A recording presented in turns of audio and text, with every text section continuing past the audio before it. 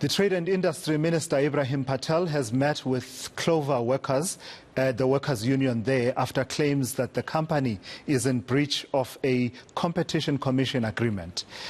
Unions claim Israeli-based company Milco is in breach of a merger agreement in which it promised to create at least 500 jobs at Clover and place a moratorium on job cuts.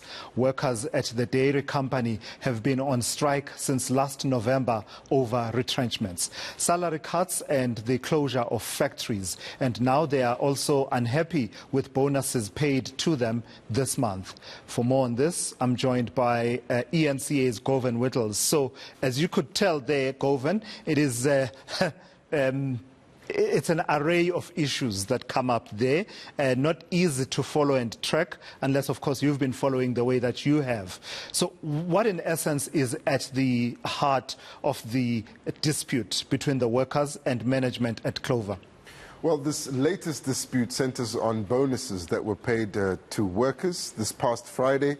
Those bonuses were only paid because the union took Clover to the CCMA, and the CCMA ordered that Clover was obliged to pay the 13th check. Those workers who've been on strike since November haven't had salaries since then. They were expecting a full salary through this bonus. Instead, the amounts paid to them range between 56 Rand and 3,000 Rand. As a bonus, they're obviously very unhappy with this. And they say that they were expecting a full salary up to 11,000 Rand. I spoke to a few of these workers. Let's have a look at what they had to say. They didn't pay our bonuses up until we go to CCMA, where they promised that they're going to pay our bonuses. Till now, we didn't get. I expect 100% of my 13th check, but I didn't get even the third of my bonus. I'm very angry with Clover.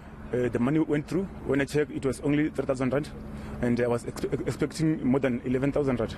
So when we asked the management here inside, HR and the branch manager, they told us that it's not their decision, it's the CEO decisions. So they've got no explanation for us. We were expecting something like the 100% of our bonuses.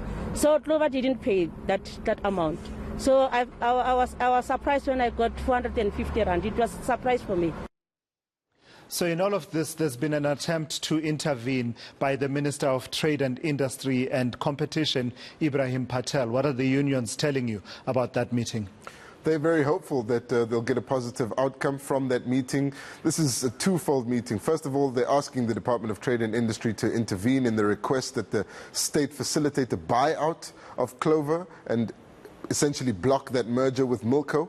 But at the same time, they're saying Milco is in breach of a competition or of a merger agreement in which it said it would place that moratorium on job cuts and retrenchments and also create new jobs. Clover's in an interesting position here, Tulisiwe. It all went downhill from the announcement that it would be closing its factory in Lichtenburg after it spent millions a month on things like water and providing basic services because the municipality had collapsed. And from there, those retrenchments followed from the northwest into Gauteng. That City Deep factory that we did those interviews outside of is going to close because of the retrenchments planned at Clover. So the unions want Ebrahim Patel to intervene. They say they're willing to give up their pension funds and their provident funds to make that happen and to buy out the company and give the ownership to the workers. That's the meat of some of the meeting's discussions. And Zwelinzima Vavi from SAFTU was in that meeting, taking the lead here on behalf of SAFTU. So we'll hear from them at 2 p.m. But let's have a listen now to GWUSA's president, Mametlo Sebei,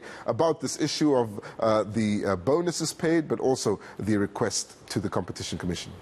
The CCM said to them, you have to pay a 13th check because in this country, you cannot withhold salaries of workers and pay others as part of, an attempt to discourage and dissuade them from participating in a protected strike. Now, the 13th check is what we get each and every year.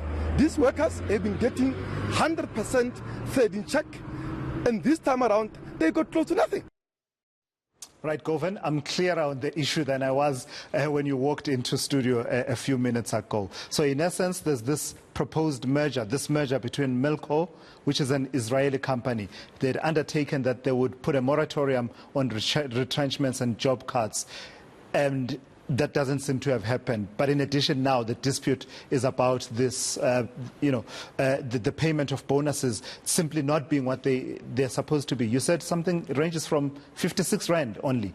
For some people. From 56 Rand that some people got as a bonus up to 3,000 Rand, we're finding is the maximum that others got.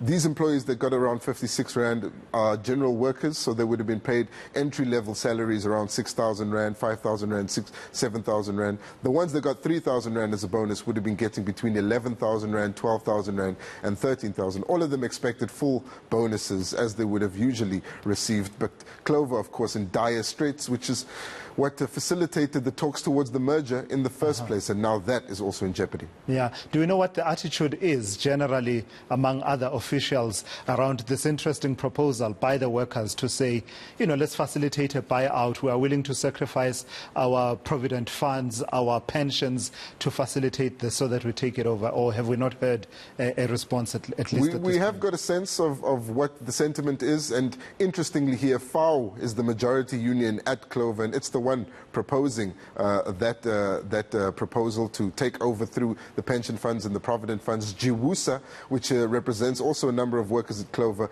has joined in that proposal. They're on side, but by no means do they represent all of the employees at the company. And even though FAO's employees make up a significant number, the provident fund money wouldn't be enough to take over the company in itself. It's going to come down to the Industrial Development Corporation and the South African state, and inevitably taxpayers' money on whether or not that will happen. It's an interesting proposal, not half bad at all, if it can be facilitated properly without people making losses, but understanding that this could be actually an opportunity for empowerment for many of them.